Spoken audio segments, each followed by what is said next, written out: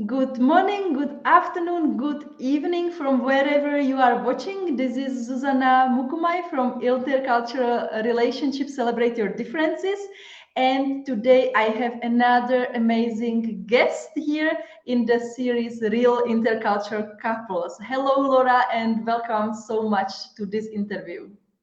Hello, Susanna. It's really nice meeting you today. So I'm a little bit worried because I didn't talk about this topic yet. Normally, I'm talking to different couples, so I'm very curious to share my story and to meet you today.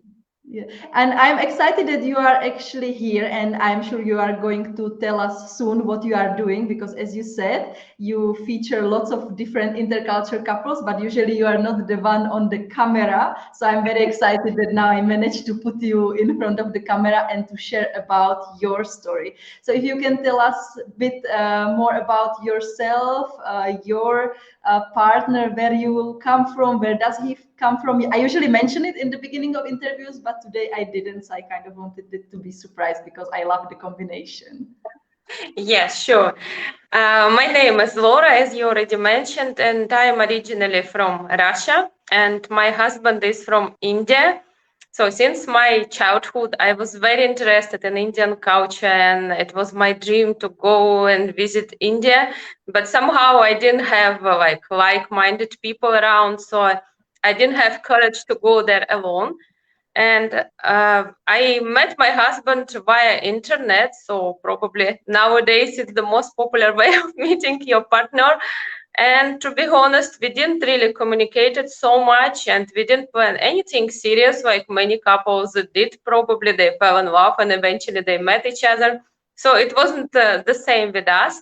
And one day my husband decided to visit Russia, to visit Moscow. Someone told him that it's a very beautiful city. So he didn't know anyone except me, and I just offered him, okay, let's meet and I will show you around, and I hope you will like it.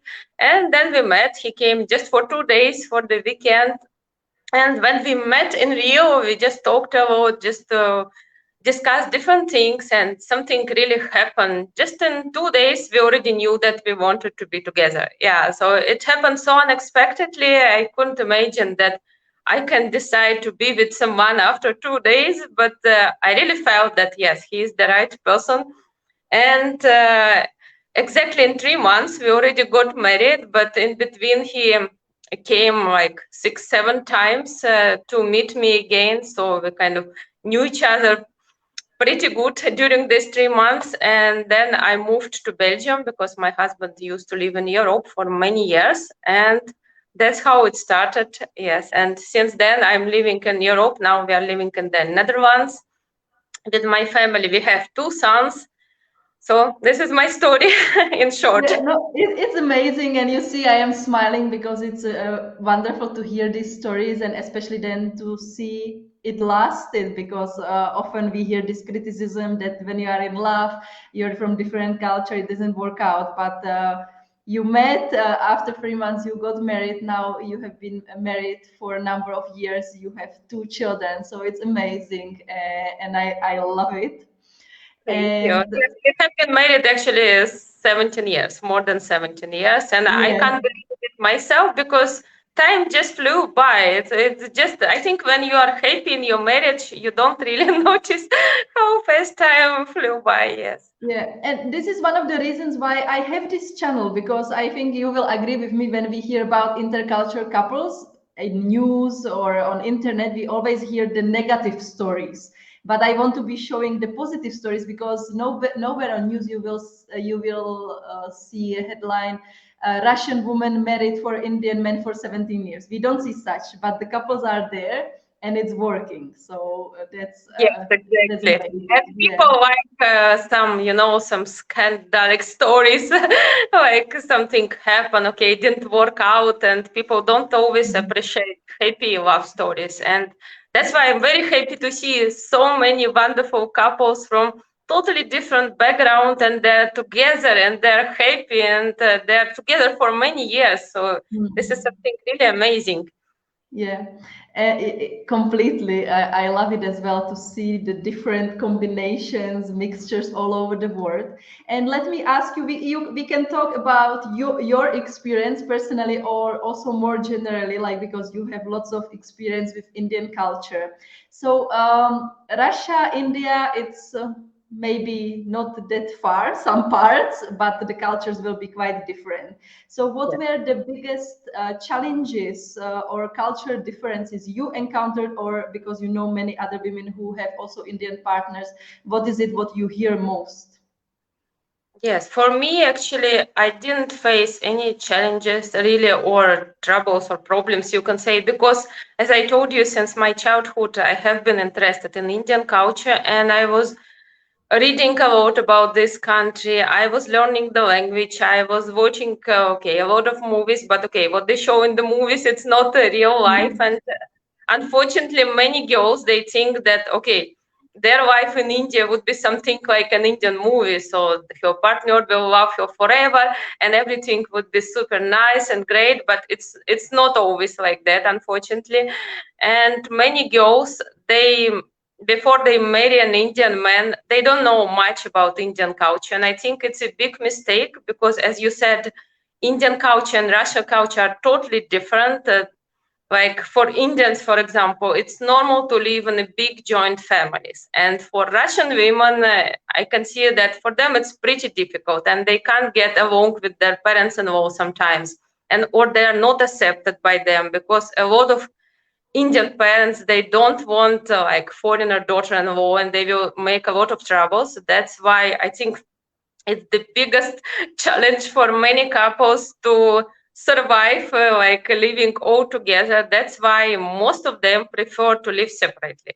And if they live together, I know a lot of couples, they simply break up in the end because they couldn't tolerate this huge pressure from their parents-in-law. And sometimes a lot of Indian men, they try to change their foreigner wives. They want them to be more like Indian.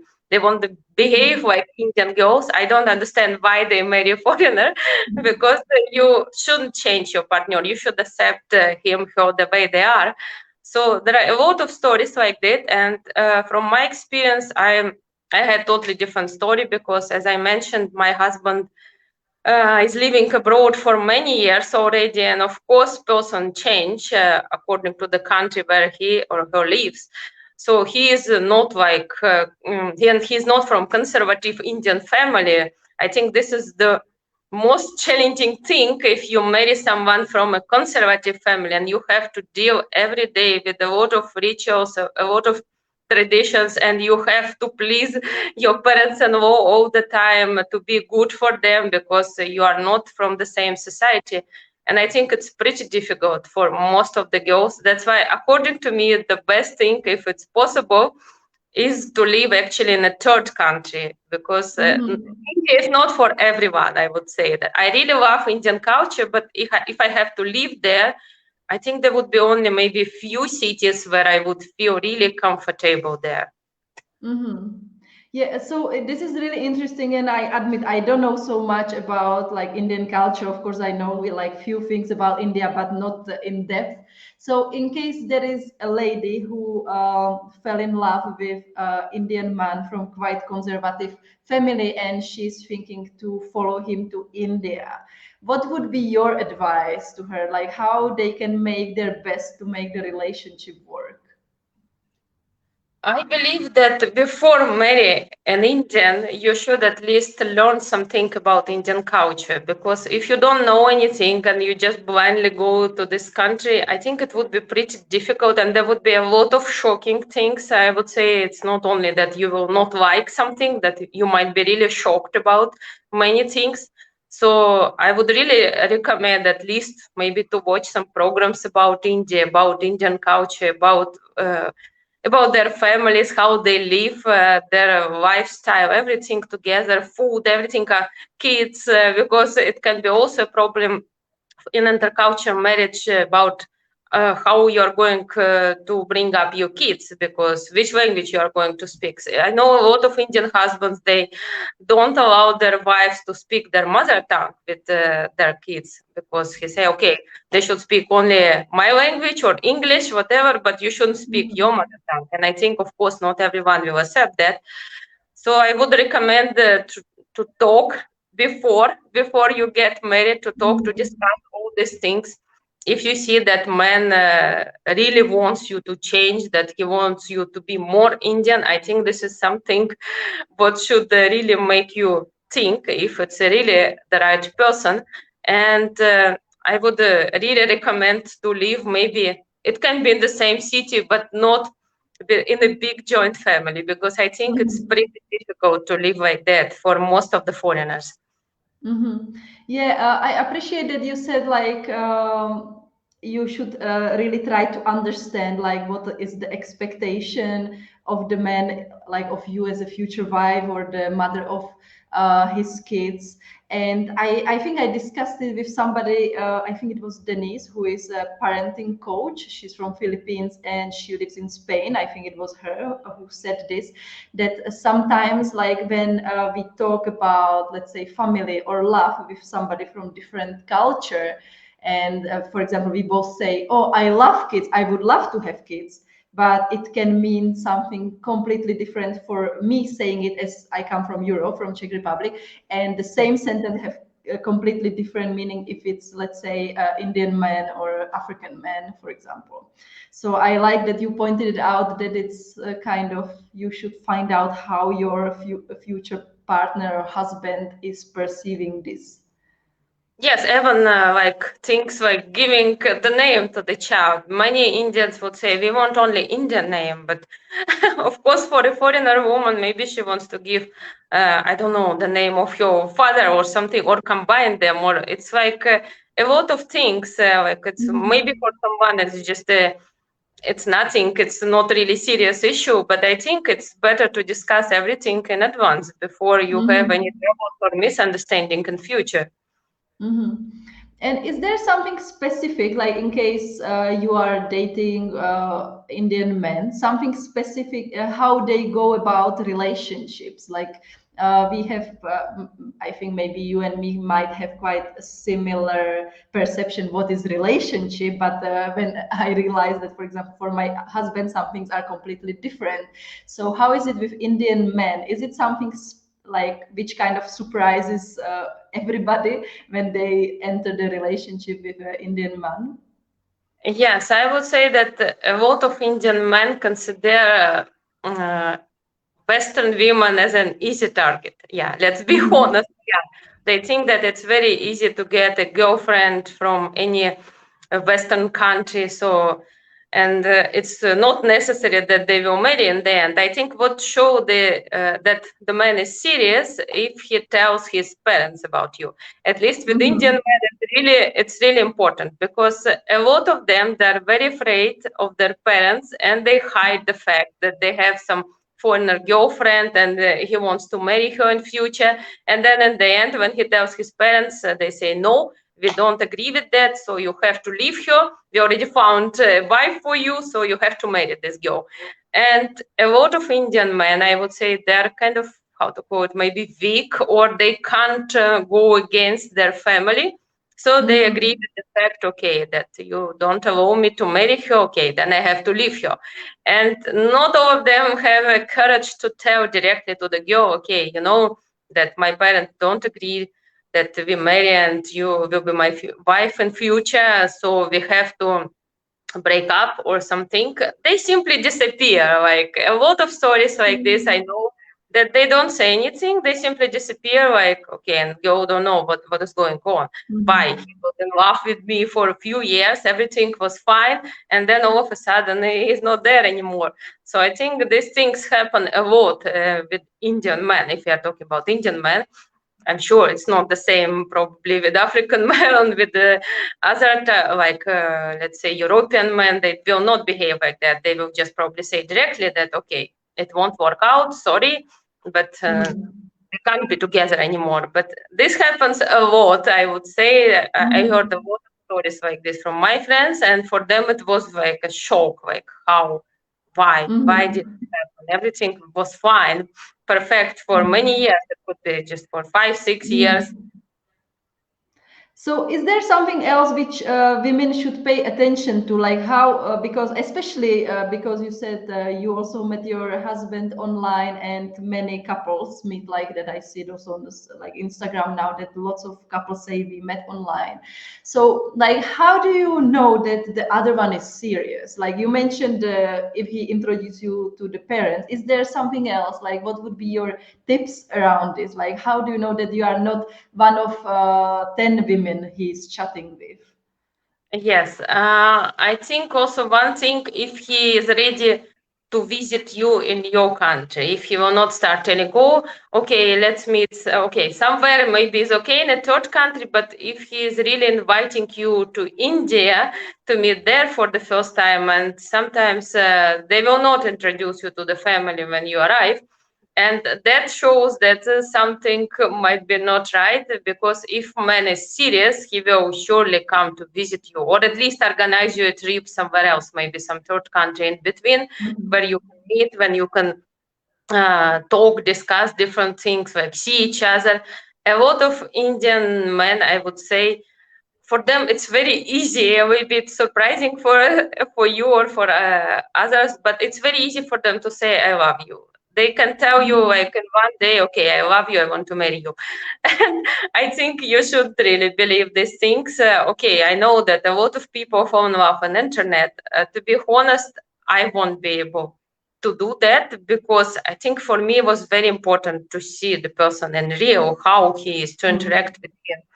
But many Indians, they don't really understand what is the difference between I love you and I like you. So for them, Mhm. friendship and love is something like the same thing, and they can tell you, okay, I love you, I want to marry you. And I think yeah, you shouldn't believe it, like if Mhm. someone tells you like this without even meeting.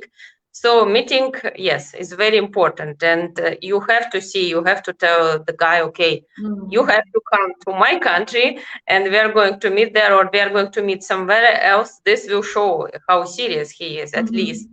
And if he is Yeah. hiding you from the family again, like you're already talking about something serious, that you're planning to be together, you're planning to build a family, and then he's still not ready to tell his parents about you, that is something what you should Mhm. really pay attention at, because it shows that something is wrong, that Yeah. he's not ready, yes, to tell his parents about you. Yeah, yeah, thank you for sharing that. And I think these red flags are so important to talk about.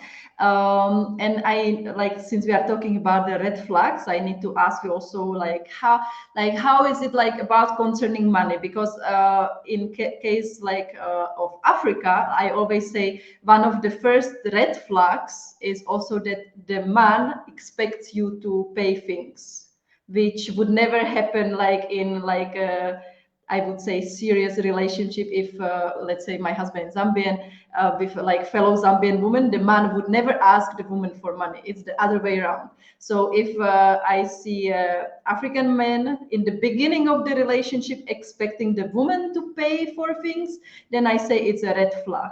So how is it concerning like money wise with men in India? Is it similar or it doesn't apply?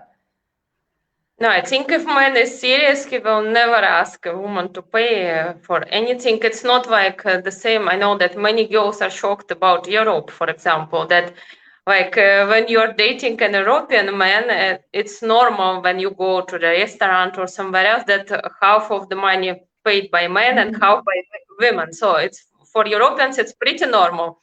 But in Mhm. India, it's not the case. In India, it's always the man who is earning money, and a lot of women, they are not working, most of them, I would say. So it's kind of not normal if men ask you to pay for something. No, they won't Mhm. do that. But of course, if man is not serious, they can like I heard a lot of stories about African men. They ask some women online, just okay, send me money that I'm in trouble. It can happen also with Indian men. They can ask for money that okay, that like I lost all my money. I need some money for my mother's operation. They also make up some stories, but you should be careful, really, because Yeah, so it's the same. Like if an Indian man in the beginning of relationship asks you to help him, then it's a red flag. yes, exactly. Yeah. Yes. So you Yeah, the should really same in Africa, as you said, like here it's also not common like to now it's changing with the younger generation that they share the bills. But generally, like if you go for a date, it's the man who pays the drinks, pays the dinner, pays your taxi back home. So it's very strange, like all these stories we hear, like that, oh, I'm in trouble, please, can you send me some money? That usually means something is not right. And I yes, think it's yes. important we keep mentioning that to avoid lots of pain and broken hearts. Yeah, and unfortunately, I can see that because of this type of people, okay, let's say about Indian men, they have like bad reputation that, okay, that they're cheaters, they can ask for money or something, they can really disappear, but there are really nice, genuine people, and they're suffering because of that. I think Yeah. that the same with African men, like Mhm. everyone put a stamp that, oh, if the man is from Nigeria, for example, that means he's a cheater, he's only after money, but it's not the case. I see a lot of couples where husbands are from Nigeria and they're very happy together. So you cannot generalize that everyone is the same. Yeah, so of course you have to use your brain. If someone is asking, send me a few thousand euro, I need them urgently, you should use your brain. It can be anyone from any nationality do the same. Yeah, exactly. And I'm happy you say that because my husband always say, like, because of these few people who do the scams, they scam women, then all of us then have bad image. And then we have Exactly. to deal with the stereotypes, which are like created because of few individuals. And that brings me maybe to another question, which I was curious about, like, how was either in your case or generally, like how is usually the perception of you as a Russian or like kind of European woman dating Indian? Do you come across some like stereotypes or some misconception, what people think, what they tell you? Yes, I think Russian women don't always have good reputation abroad, especially in the Eastern world. I'm sure you probably heard yourself about, especially in Turkey or in Egypt.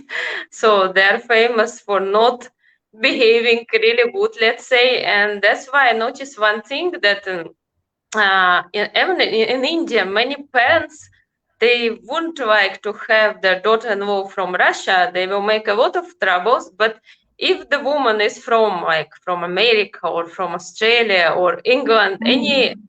let's say a richer country, then they don't make any problems. Even if the woman was married before, even if she is elder or have many kids, so it's no problem at all. But with Russian women, I think even in India, they probably know that it's not a very rich country to compare to any other Western world. Yeah, so they can create problems. I don't know why, because again, it's wrong to generalize everyone that all Russians are bad or all, I don't know, whatever, all Indians are bad or something like that. So, but I really noticed these things that a lot of Russian girls suffered because they were not accepted by the family, and Mm. they say, okay, that we don't want anyone from Russia, but I think it's not right. You should meet the person to see how he is it or she is. It's not the right approach.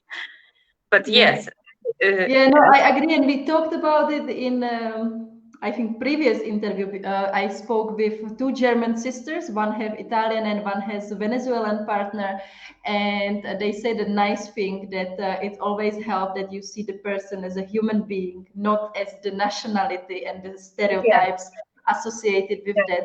And I like that you bring up that like lots of Indian families they have a reservation about Russian wives because often we talk about stereotypes about Indian men or African men, but there are stereotypes connected to every single country. So I one think so. day you are the one like talking about stereotypes, but the second day you are the one who other people have stereotypes against. Yeah. And it's good, I think, to realize this, like to be kind of down to earth, to realize that everything is relative. Because I know, like, I'm from Czech Republic, but when I worked and lived in Italy for about 3 months, long time ago, I was the girl from the Eastern Europe, and it brought lots of stereotypes. Yes, So exactly. Yes. And I think it's a wrong approach to generalize people anyway, because everyone is mm, different. I believe that there are only good and bad people. For me, other things don't really exist. I don't care about nationality. I don't care about religion. If person is good, I'm ready to talk. I'm ready to make friends from different countries. So it's not a problem. mhm. Yeah, But definitely, there are a lot of stereotypes about different people, unfortunately. But we have to yeah, break them unfortunately. and show Yeah. good examples. Yeah, and since you have been married 17 years, so you said it passed very fast, but what do you think, what was one like most important for you and your partner to make the marriage work? Like what is the key to have the 17-year happy marriage? Yeah, I think, as I said earlier, it's very important to talk. If you don't like something, if you are not feeling comfortable about something, you shouldn't keep it inside yourself. You should talk to your partner. You should discuss these things, because you just keep it inside your heart, and it will not work in a good way, I would say, because talking is a very important thing, especially in intercultural marriages where there are a lot of differences, and you might not like something, you might not accept something, and it's very important to really accept each other, because we are all different. And if I would try to change my husband, or if he would try to change me, of course I wouldn't like it, and I think it's not the right thing. That means something is wrong. Yeah, you are not accepting your partner the way he is. So talking is very important. Respect, you should respect each other. I know a lot of Russian girls, let's say, mostly because who are married to Indian men, and they don't like Indian culture. For example, they will not allow their husbands to watch their movies or listen to the music, Mm, or, like, I don't know, eat Indian food. And I think this is absolutely wrong. If you don't yeah. respect the culture of your partner, I think you should be together. It should be from both sides, of course. It's not that I should respect my husband's culture and he shouldn't do the same. Of course, it should come from both sides. And I think it's very important to respect each other and to learn about each other cultures. It's also very important that I Yeah. told in the beginning, there were some girls that don't know. They marry, for example, abroad, I would say only with Indians or any other nationalities, and they don't know anything about the culture, about the religion of their husbands. They are surprised why it is like that. For me, it's not normal, but for him, it's completely normal thing. And it's very important to, I think, before you marry someone, at least to ask your partner, or if you don't want to read the books, or if you don't know, if you don't want to ask someone else, but at least ask your partner about how it is in his society, what Mm, you should avoid, how, if you go to his country, what shouldn't you do, for example. Because there mm, are things like how should you dress, because if you go to India, you can't put some some short skirt or something very open clothes, and people will simply think that you are not mm, a serious woman. Yeah, they will not like it, and of course your husband would say, okay, why did you dress like that? It's not respectful in our society. So all these things you should learn, you should know before, I think. mm. And I think I was smiling at some point because, like, I think we also learn on the way. It was, I think, 2 days ago, we were in a restaurant with my husband, and he was something like ordering, and I was standing next to him. He was sitting, I was standing because I was going somewhere, and I touched his head, and I saw that his reaction was not right. So after the waiter left, I was like, what happened? Like, what was with touching head? And he's like, no, you don't do that. It's like for touching small boys on the head. And you see, it's even like after like 7 almost 7 years together, you still find out new differences, because for me it was like I didn't even think about it. So it's kind of nice, and it really needs that mindset of like talking and asking and trying to understand. So thank you for saying that. And maybe one small follow-up question, because I don't know about Indian men. I know us women generally, we talk much more than men. And the issue of communication, it really comes in every single interview I do. That is the most important thing. Yet men sometimes they are not used to talk about maybe sometimes the emotional things, the more kind of intimate things. So if you have encountered this, how the Indian men are in the relation, if they talk a lot or it's difficult to make them share, because also I think it's important, if we need to communicate better, they need to open up as well. So how was it in your experience, or what do you see from other couples?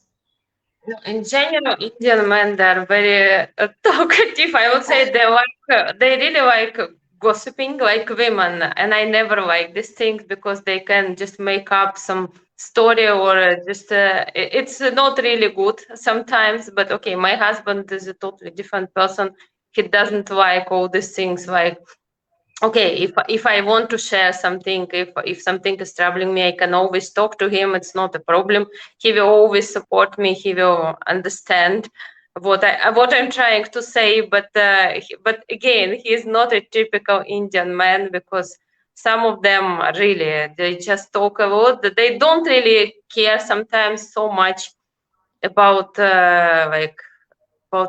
comfort of their wives. I think because you probably heard that in Indian society, man is considered like as a god, let's say, and in many families, women are like free.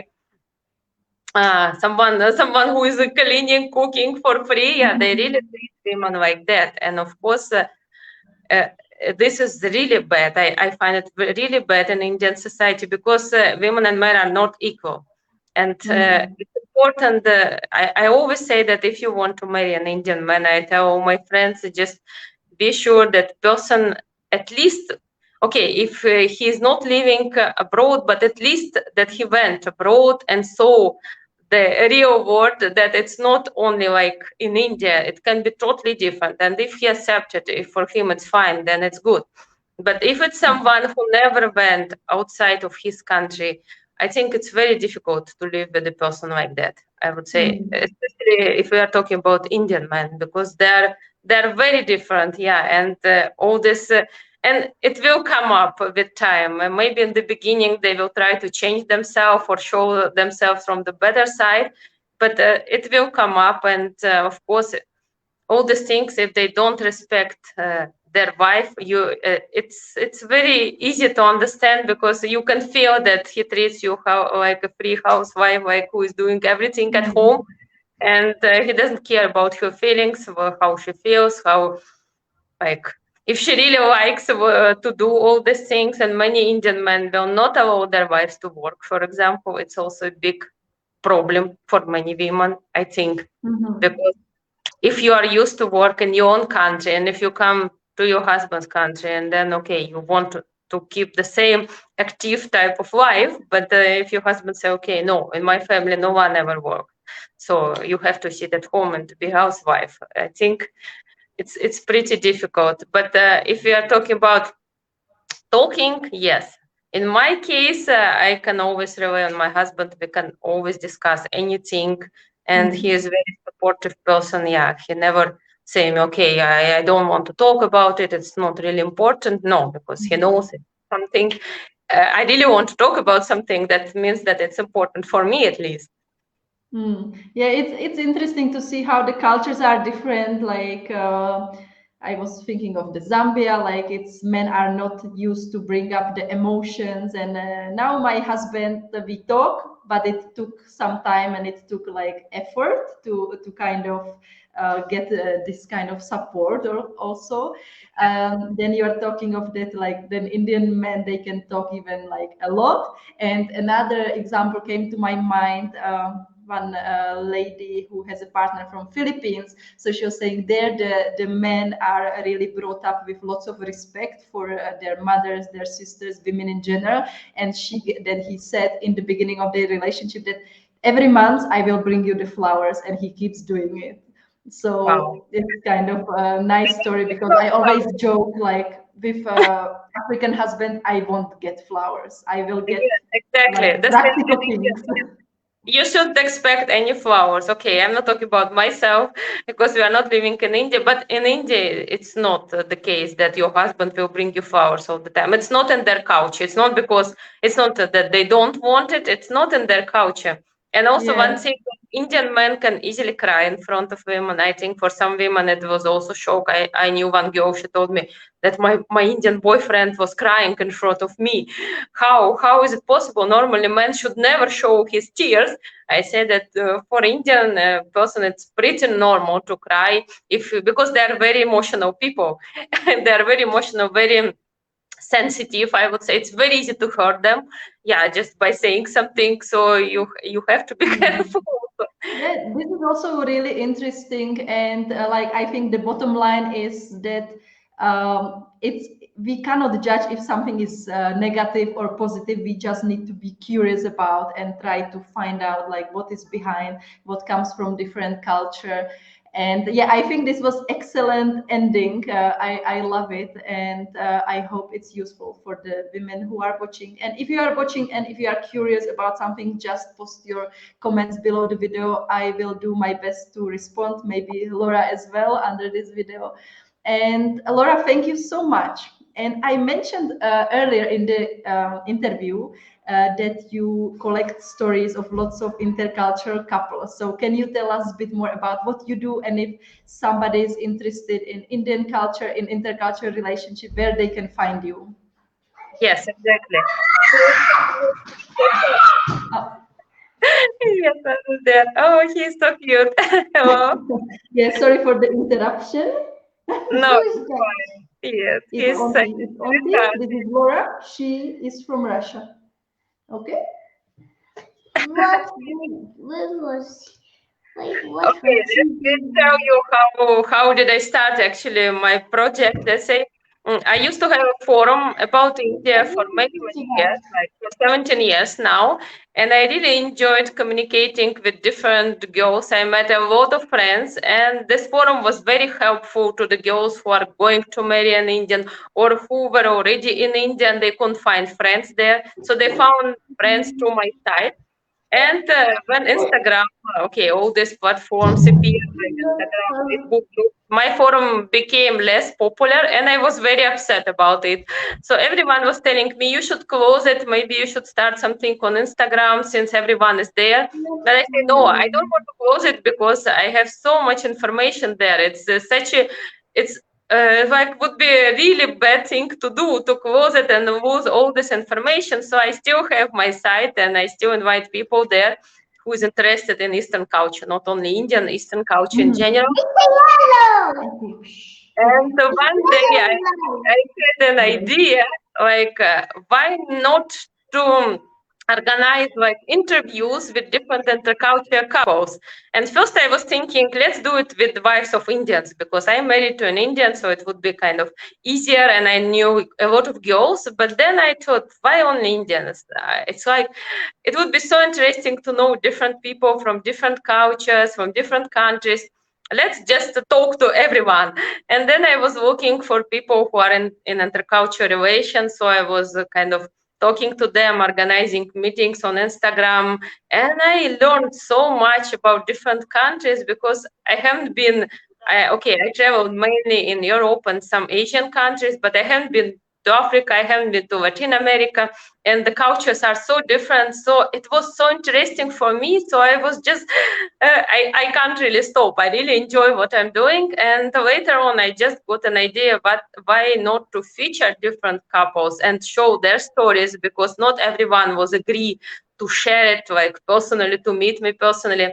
And then I started also featuring different couples on my profile, and I'm still doing it. And my last project, it was my dream for many years. I really want to help people who didn't find their soulmates yet to find Mhm. their true love. So I started a new project. I'm also organizing interviews with all the candidates who are looking for their love. It can be any country, but somehow I'm contacted mainly by Indians because Mhm. they just find me. But I'm ready. Ivan. It's almost okay. Just a This is minute. my last project, yeah, and I try to find the right. I actually try to find really serious people, not someone who just want to, to find a girlfriend for some time, but only people who are serious, who really wants to marry. And it's kind of difficult things, but I really enjoying to talk to the candidates as well, because I could see this is the best way to understand if person is serious or not. I just see the guy or a woman and the way she talks. I can understand. Mommy's almost done. Yes, so this is the three main things I'm doing in my account on Instagram. And Yeah, I really I will put the link to your account under the video, and yeah, it's really interesting. And I also love like the way we meet online. Also, as I do the interview, as you like, I love like you learn so much about different cultures, about different couples. So I completely agree with you that this is the exciting thing actually to be learning. And I have never been in India. I have never been in Russia if I don't count the airport in Moscow when I was flying to Mongolia. So it's really interesting, and I will put the link under this video so everybody who is watching and is interested can find you. And thank you so much, Laura, for accepting my invitation. Sorry about the interruption. I no, hope not you a problem forgive at all. me. It was really nice to meet you, son. He's really sweet, sweet boy. Yeah, you Yeah. just told me that I should stop making noise, so I think it's time we end here. Thank you so much again, and if anybody has questions, please let us know in the comments. Yes, and I would like to thank you to invite me today. It was really a pleasure for me to talk to you because I have never been to Africa. It's really my dream, and I hope we can talk with you as well, and you can share your experience. So I will ask you questions at that time. Yes, I will look forward. Yes, thank you, and have a wonderful afternoon. Yes, have a wonderful afternoon as well.